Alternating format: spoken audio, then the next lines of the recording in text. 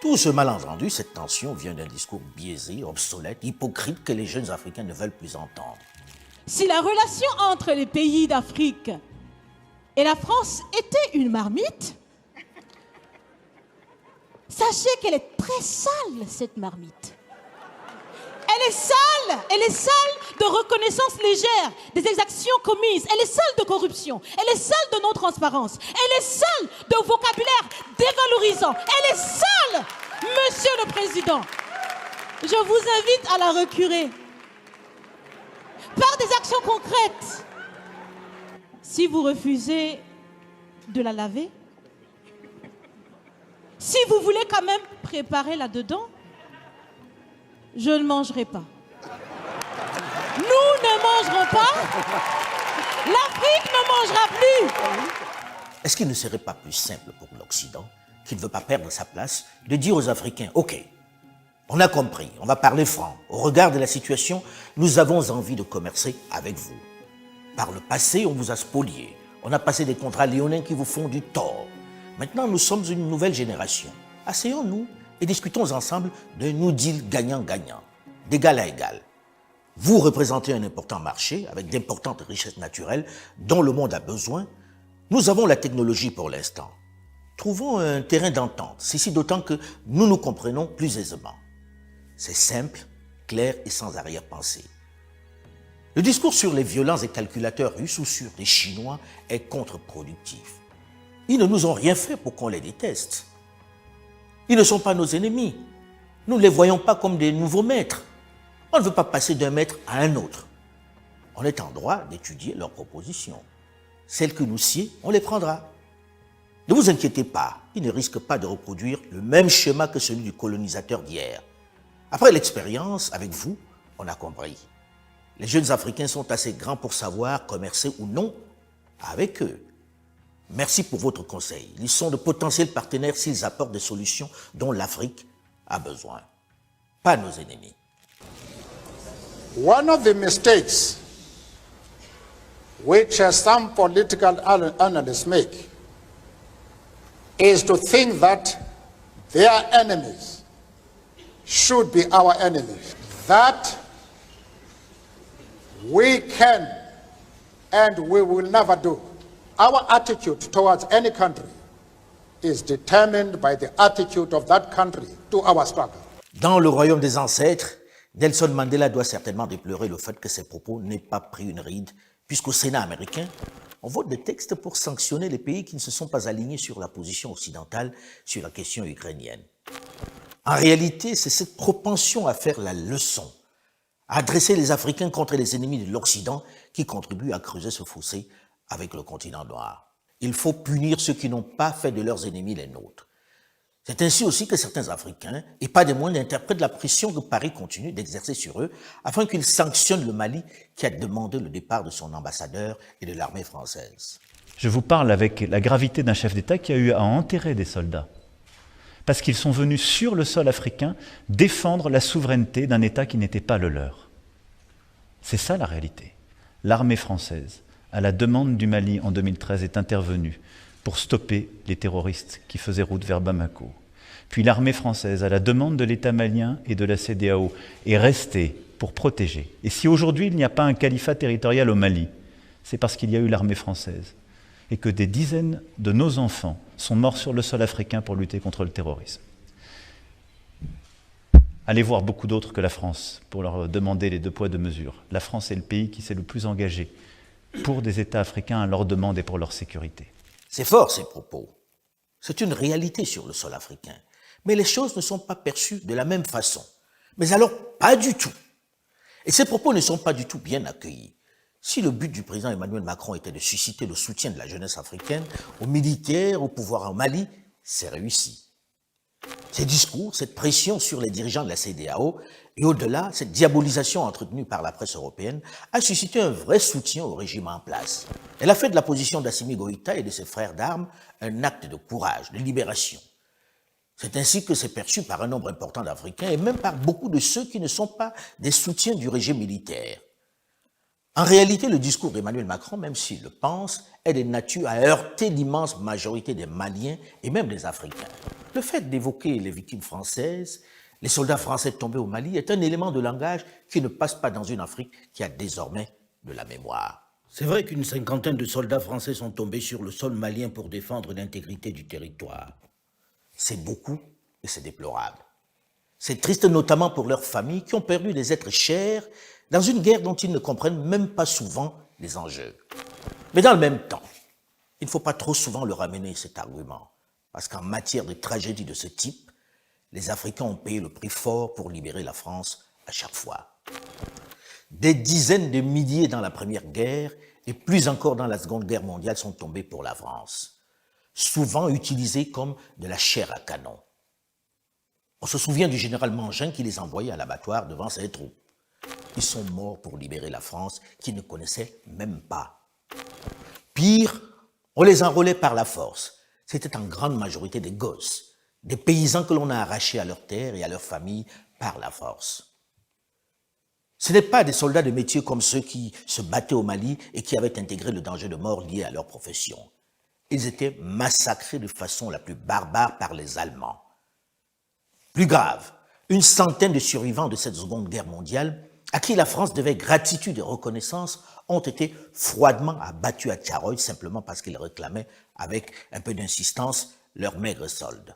Les gens ne se portaient pas volontaires pour aller faire la guerre. Hein? Ah non, on les enrôlait de force. Ils sont partis au secours de la France. Mais la France a oublié ça en 1944.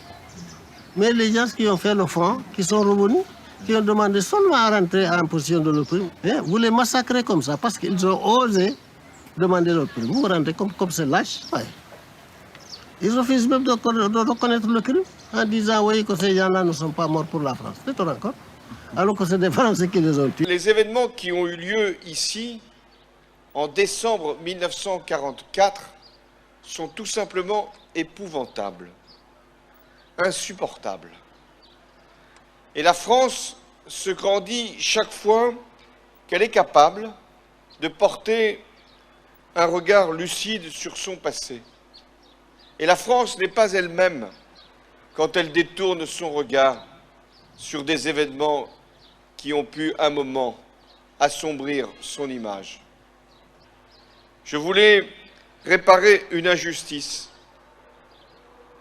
et saluer la mémoire d'hommes qui portaient l'uniforme français et sur lesquels les Français avaient retourné leurs fusils.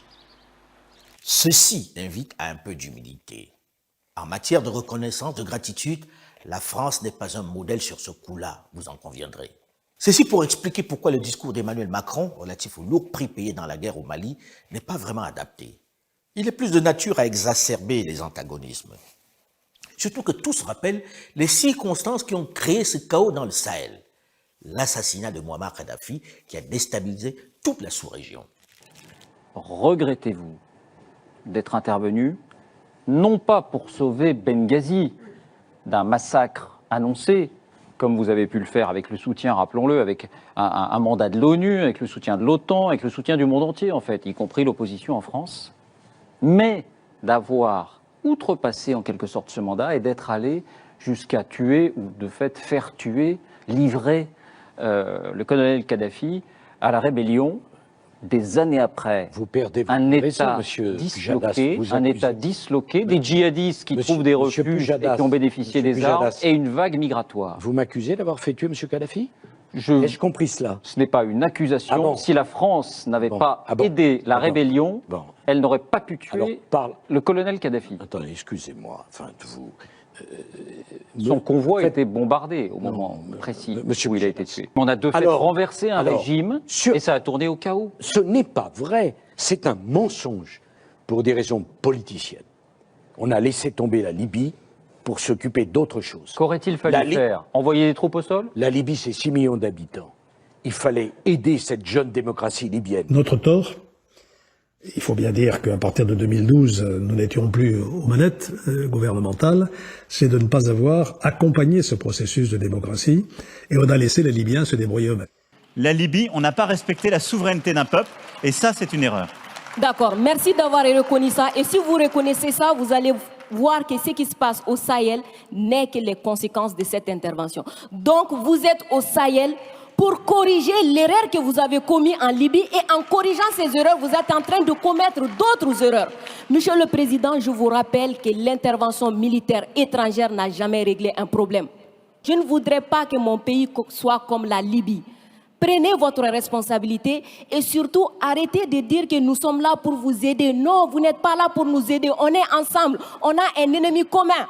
On le combat ensemble. Ceci est le sentiment de toute la jeunesse africaine qui rappelle au président Macron et à tous les hommes politiques européens qui doivent arrêter de ne parler que des conséquences pour évoquer les causes profondes du mal dont souffre le Sahel aujourd'hui.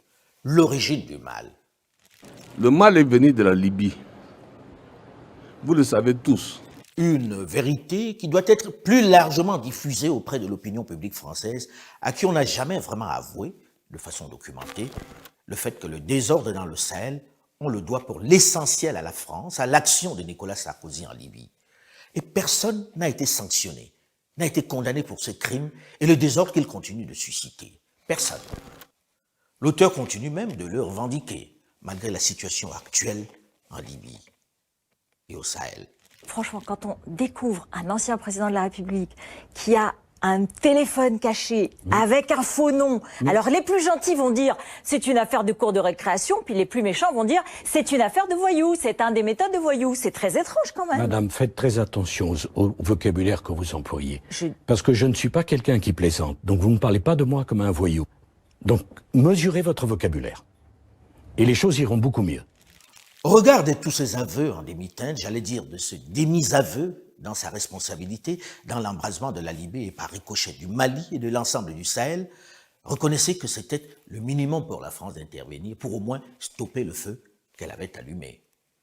L'intervention était le minimum que Paris pouvait donc faire. Et je pense que cette réalité invite à un peu d'humilité. Il faudrait peut-être, pour calmer les esprits, que les autorités françaises arrêtent de brandir à tout bout de champ le sacrifice consenti et qu'elles comprennent qu'il est logique que les Maliens, devant le manque de résultats, éprouvent à un moment l'envie de se tourner vers d'autres partenaires pour en finir avec cette guerre. C'est bien de stopper l'avancée des djihadistes comme elles l'ont fait. Mais la vocation des Maliens n'est pas de vivre dans un pays en guerre permanente. Une dizaine d'années de guerre, ça fait beaucoup, surtout lorsque l'on ne voit pas d'avancée.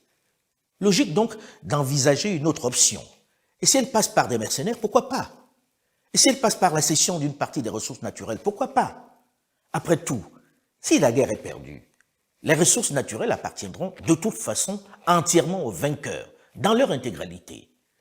Dans sa situation, le Mali ne peut pas faire l'économie d'une option. Non, il s'agit de lutter pour continuer d'exister. Une guerre à mort. Une question de survie. Alors les grandes théories philosophiques n'ont vraiment plus de place.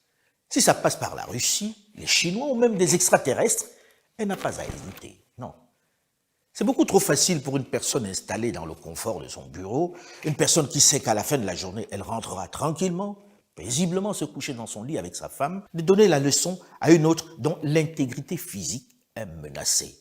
Une personne qui risque de tout perdre à tout moment. Les Maliens n'ont pas un autre pays ou une autre issue. Ils n'ont que le Mali, qu'on les laisse le défendre avec qui ils veulent. Même si je pense profondément que toutes les forces sont nécessaires pour en finir avec cette hydre terroriste. La Seconde Guerre mondiale s'est soldée au bout de 6 ans par la victoire des Alliés sur l'Allemagne nazie. Et quelques temps après, les Américains, les Anglais et autres sont rentrés chez eux satisfaits du travail réalisé. Ils n'ont pas refusé de quitter le territoire français ou belge. Ils n'ont manifesté aucune réticence à partir. Aucune velléité à implanter leur influence dans le territoire récupéré. Mais dans le cas du Mali, une dizaine d'années après le début du conflit, rien n'a avancé. Au contraire, la situation a empiré. Et beaucoup en Afrique ont du mal à comprendre pourquoi Paris prend la mouche lorsque Bamako demande le renfort des autres. Pourquoi elle s'énerve et traîne des pieds pour partir. Lorsque devant l'incompatibilité avec les nouvelles autorités, elle s'accroche. Cette présence russe, hybride, qui passe par la désinformation, par les milices, par du coup de nouvelles formes que j'ai du mal à qualifier de coopération, mais donc de complicité avec des pouvoirs politiques affaiblis voire totalement illégitime quand ce sont des juntes militaires, est une préoccupation. Et je pense que c'est d'abord une préoccupation pour le continent africain. Cet argument des milices de Wagner n'en finit pas de faire sourire les cadres africains qui n'ont pas oublié les mercenaires dont la France s'est servie pendant tant d'années en Afrique, tel le très célèbre Bob Denard, qui a renversé tant et tant de régimes et qui s'est fait prendre la main dans le pot de confiture au Bénin, de Mathieu Kérékou. Plus récemment encore, des mercenaires ont été utilisés en Libye par les Alliés. La critique sur les mercenaires a du mal à prendre. Surtout lorsque l'on voit la horde des anciens militaires et des jeunes aventuriers partis de tous les pays d'Europe et des États-Unis pour combattre aux côtés des forces ukrainiennes. Pourtant, l'Occident n'y trouve pas d'inconvénient. Ce sont visiblement les mercenaires du bien, contrairement aux affreux de Wagner qui symbolisent le mal. Il y aurait eu, selon le gouvernement ukrainien, quelques 20 000 volontaires, mais vraiment l'armée la plus hétéroclite qu'on puisse imaginer, allant des vétérans américains de la guerre d'Afghanistan à des Colombiens ou alors vraiment à des gens, un peu des hurluberlus comme il y en a tout le temps dans les cas de guerre. La Russie elle-même recourt pour le coup à de vrais mercenaires qui viennent de Libye ou de Syrie ou d'ailleurs. Mais vous, jeunes, devez répondre à une question.